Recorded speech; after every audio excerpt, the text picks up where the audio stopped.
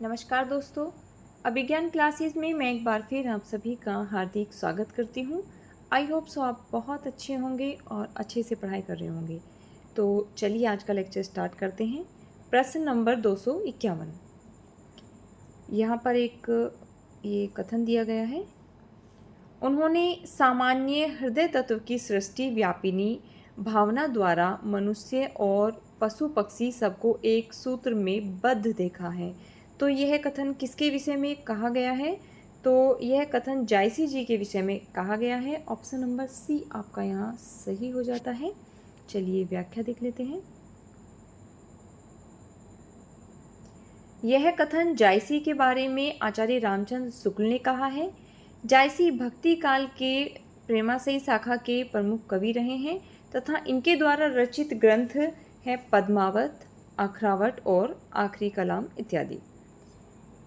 चलिए नेक्स्ट प्रश्न देख लेते हैं। यहाँ पे कुछ पंक्तियाँ दी गई हैं। तन चित उर मन राजा कीन्हा, हिय सिंहल बुद्धि पद्मिनी चिन्हा, गुरु सुआ जेही पंथ देखावा, बिनु गुरु जगत को निर्गुण पावा।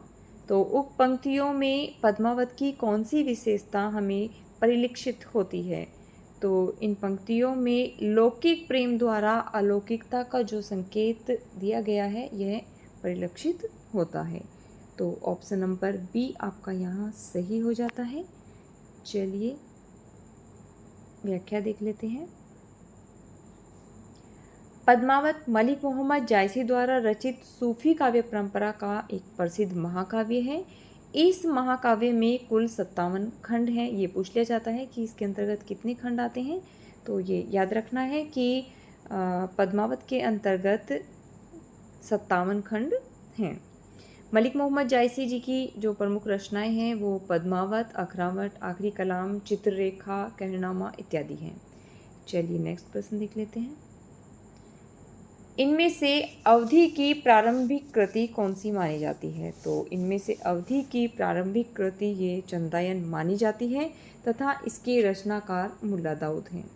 ऑप्शन नंबर ए आपका यहाँ सही हो जाता है। चलिए व्याख्या देख लेते हैं। डॉक्टर रामकुमार वर्मा ने मुल्ला दाऊद कृत चंदायन, जिसका प्रकाशन 1379 ईस्वी को अवधि की प्रथम काव्यकृति तथा मुल्ला दाऊद के सूफी या प्रेम मार्ग की शाखा का प्रथम कवि माना जाता है। वहीं डॉक्टर माता प्रसाद गुप्त ने चंदायन को लोरकहा या लोरकथा नाम से संबोधित किया है। चलिए आगे व्याख्या देख लेते हैं।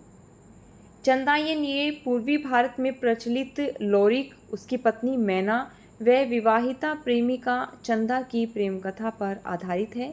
मृगावती, जिसका प्रकाशन वर्ष 1503 ईस्वी है तथा यह अवधी भाषा में रचित कुतुबन की कृति है। वहीं मधुमालती, जिसका प्रकाशन वर्ष 1545 ईस्वी है, इसके रचनाकार मंझन हैं तथा यह अवधी भाषा में और दोहा चौपाई छंद में रचित है। चित्रावली, इसका प्रकाशन वर्ष 1613 ईस्वी है और ये सूफी प्रेमाख्यानक काव्यकृति के रचनाकार उस्मान है इसकी। चलिए नेक्स्ट प्रश्न देख लेते हैं। जायसी ने नागमती वियोग खंड में 12 मासा का प्रारंभ किस मास से किया है? तो जायसी जी ने नागमती वियोग खंड में 12 मासा का प्रारंभ ये आषाढ़ मास से किया है। ऑप्शन नंबर डी आपका यहाँ सही हो जाता है। चलिए व्याख्या देख लेते हैं। 12 मासा मलिक मोहम्मद जायसी द्वारा रचित महाकाव्य पद्मावत के नागमती वियोग खंड का एक अंश है। इस खंड में राजा रतन सेन के वियोग में संतृप्त रानी नागमती की विरह व्यथा का वर्णन किया गया है। इस पूरे अंश में साल के विभिन्न महीनों में नागमती की स्थिति का वर्णन किया गया है। पद्मावत का नागमती वियोग खंड हिंदी साहित्य की अनुपम निधि है। विरह वर्णन के कारण इसे प्रेम की पीर का काव्य भी कहा गया है। मलिक मोहम्मद जायसी सूफी फ़कीर शेख मोहिदी के शिष्य थे और शेर शाह के समकालीन कवि थे तथा अमेठी के निकट जायस के रहने वाले थे। चलिए नेक्स्ट प्रश्न देख लेते हैं। टप टप बूंद पर ही जस ओला, बिरह पवन होई मारे झोला। इन पंक्तियों में आचार्य रामचंद्र शुक्ल ने रेखांकित अंश से क्या आश्रय ग्रहण किया है। ये आपकी रेखांकित पंक्तियां हैं। तो यहाँ पर विरह पवन होई मारे झोला, इन पंक्तियों से आचार्य रामचंद्र शुक्ल ने जो अर्थ ग्रहण किया है, जो आशय ग्रहण किया है, वह है वात के प्रकोप से अंग का सुन्न हो जाना। ऑप्शन नंबर ए आपका यहाँ सही हो जाता है। उपर्युक्त जो पंक्तियां हैं ये पद्मावत के नागमती वियोग खंड से उद्धृत हैं। पद्मावत में नागमती, पद्मावती और राजा रतन सेन की प्रेम कहानी का वर्णन है। आचार्य रामचंद्र शुक्ल के अनुसार पद्मावत की कथा का पूर्वार्ध कल्पित है और उत्तरार्ध ऐतिहासिक है।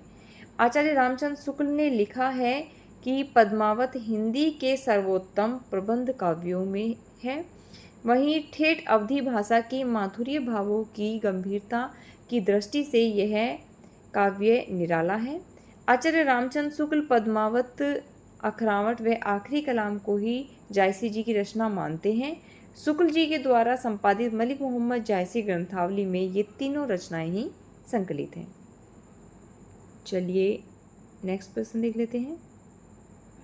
कुछ पंक्तियां दी गई हैं। जेहि पंखी के न्यूर होई कहे बिरह की बात, सोई पंखी जाए जरी तरिवर होई निपात। तो आचार्य रामचंद्र शुक्ल ने इन पंक्तियों में माना है किसको, ऊहात्मक पद्धति को। ऑप्शन नंबर बी आपका यहाँ सही हो जाता है। चलिए व्याख्या देख लेते हैं। मलिक मोहम्मद जायसी कृत पद्मावत महाकाव्य का नागमती वियोगखंड हिंदी साहित्य की अद्वितीय निधि है। पद्मावत में जायसी ने संयोग तथा वियोग दोनों प्रकार के श्रृंगार का वर्णन किया है, पर संपूर्ण काव्य में जो प्रधानता है वह वियोग श्रृंगार की हमें देखने को मिलती है। जायसी के विरह वर्णन की सबसे बड़ी विशेषता यह है कि उसमें हृदय की वेदना ही सामान्य रूप से अभिव्यक्त हुई है। विरह वर्णन में अगर वस्तु व्यंजना ही प्रधान हो उठे तो वह हृदय को स्पर्श नहीं कर पाता है। उपयुक्त पंक्तियों में भी यही वर्णित है। नागमती जिस पक्षी को अपने विरह का संदेश सुनाती है और उसे प्रियतम तक पहुंचाने को कहती है तो वह जल जाता है। इतना ही नहीं, वह पेड़ भी जलकर नष्ट हो जाता है। विरह वर्णन में यहाँ वस्तु व्यंजना भी प्रधान हो उठा है। जायसी द्वारा रचित महत्वपूर्ण ग्रंथ हैं पद्मावत, अखरावट, आखिरी कलाम, चित्ररेखा, कहरनामा, मसलनामा, कान्हावत इत्यादि। आखिरी कलाम ये बाबर के समय में लिखी गई थी तथा इसमें बाबर की प्रशंसा देखने को मिलती है। चलिए नेक्स्ट प्रश्न देख लेते हैं। पियो सु कहेहु संदेशड़ा, हे भोरा हे काग, सो धनी बिरह जरी मुई, तेही के धुआं हम लाग। में भोरे व काग को अलग अलग संबोधित करने के व्याख्या के प्रसंग में रामचंद्र शुक्ल का कथन कौन सा है। तो इसमें उन्होंने कहा है कि आवेग की दशा में यही उचित है। ऑप्शन नंबर सी आपका यहाँ सही हो जाता है। मलिक मोहम्मद जायसी भक्तिकालीन काव्यधारा के निर्गुण प्रेम मार्ग की सूफी शाखा के प्रतिनिधि कवि हैं। जायसी को हम विप्रलंब श्रृंगार का प्रधान कवि कह सकते हैं। उपयुक्त पंक्तियों में रानी के हृदय में सहानुभूति की संभावना होती कैसे है, यह समझकर होती है कि भोरा और कौवा दोनों उसी विराग्नि के धुएं से काले हो गए हैं जिसमें मैं जल रही हूँ। सम दुख भोगियों में परस्पर सहानुभूति का उदय अत्यंत स्वाभाविक है। जायसी कृत पद्मावत में कुल 57 खंड हैं और इनका प्रिय अलंकार उत्प्रेक्षा है। पद्मावत को अवधी भाषा का प्रथम महाकाव्य माना जाता है और इसकी भाषा ठेठ अवधी है। पद्मावत को प्रतीकात्मक काव्य कहा जाता है। विजयदेव नारायण शाही ने पद्मावत को हिंदी में अपने ढंग की अकेली ट्रेजिक कृति कहा है। चलिए नेक्स्ट प्रश्न देख लेते हैं। मन अति भयो हुलास, बिगसी जनु कोक किरण रवि, अरुण अधर तिय सधर, बिंब फल जानी कीर छवि। उक्त काव्यांश में किसके उल्लास का उल्लेख हमें देखने को मिलता है। तो यहाँ पे पद्मावती के का जो है उल्लास हमें देखने को मिलता है। ऑप्शन नंबर सी आपका यहाँ सही हो जाता है। उपयुक्त जो पंक्तियां हैं ये चंद्रबरदाई कृत पृथ्वीराज रासो से उद्धृत हैं। 12वीं शताब्दी में रचित इस महाकाव्य में 69 सर्ग तथा 68 प्रकार के छंदों का प्रयोग किया गया है। पद्मावती समय पृथ्वीराज रासो का 20वां समय या सर्ग है। मिस्र बंधुओं ने लिखा है कि हिंदी का वास्तविक प्रथम महाकवि चंद्रबरदाई को ही कहा जा सकता है। आचार्य हजारी प्रसाद द्विवेदी ने पृथ्वीराज रासो को सुख सुखी संवाद के रूप में रचित माना है। चलिए नेक्स्ट प्रश्न देख लेते हैं। पद्मावत ये किस भाषा में लिखा गया है? तो पद्मावत ये अवधी भाषा में लिखा गया है। ऑप्शन नंबर बी आपका यहाँ सही हो जाता है। चलिए कुछ रचनाएं, उनका प्रकाशन वर्ष और उनके रचनाकार इत्यादि को देख लेते हैं। चंदायन जिसका प्रकाशन वर्ष 1379 ईस्वी में और इसके रचनाकार मुल्ला दाऊद रहे हैं। इसकी भाषा अवधी और यह चौपाई दोहा में रचित है। रूपमंजरी इसका प्रकाशन वर्ष 1568 ईस्वी तथा यह नंददास के द्वारा रचित है। इसकी भाषा ब्रजभाषा है, वहीं यह चौपाई और दोहा में रचित है। अनुराग बासरी इसका प्रकाशन वर्ष 1764 ईस्वी तथा ये नूर मोहम्मद की रचना है। इसकी भाषा अवधी है, वहीं ये बरवे और चौपाई छंद में रचित है। मधुमालती इसका प्रकाशन वर्ष 1545 ईस्वी, इसके कवि मंझन हैं तथा यह अवधी भाषा में रचित है और दोहा चौपाई छंद का प्रयोग किया गया है। छिताई वार्ता इसका प्रकाशन वर्ष 1590 ईस्वी तथा इसके रचनाकार नारायण दास हैं। इसकी भाषा राजस्थानी ब्रज रही है, तो वहीं दोहा और चौपाई में रचित है। अंतिम प्रश्न देख लेते हैं। ज्ञानदीप नामक प्रेमाख्यान काव्य की नायिका कौन है? तो ज्ञानदीप नामक प्रेमाख्यान जो है इस काव्य की जो नायिका है वो देवयानी रही हैं। ऑप्शन नंबर सी आपका यहाँ सही हो जाता है। व्याख्या देख लेते हैं। ज्ञानदीप नामक प्रेमाख्यान काव्य की नायिका देवयानी है।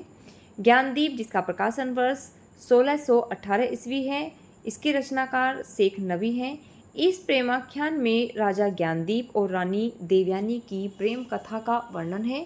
आचार्य रामचंद्र शुक्ल के अनुसार शेख नबी से ही प्रेम गाथा परंपरा समाप्त समझनी चाहिए। तो चलिए दोस्तों, आज इसकी जो व्याख्या था कुछ ज़्यादा ही विस्तृत हो गई थी, तो आज का ये लेक्चर यहीं समाप्त करते हैं। और अगर आपको ये प्रयास अच्छा लग रहा है तो इसे लाइक, शेयर और सब्सक्राइब कीजिएगा। Thanks for watching.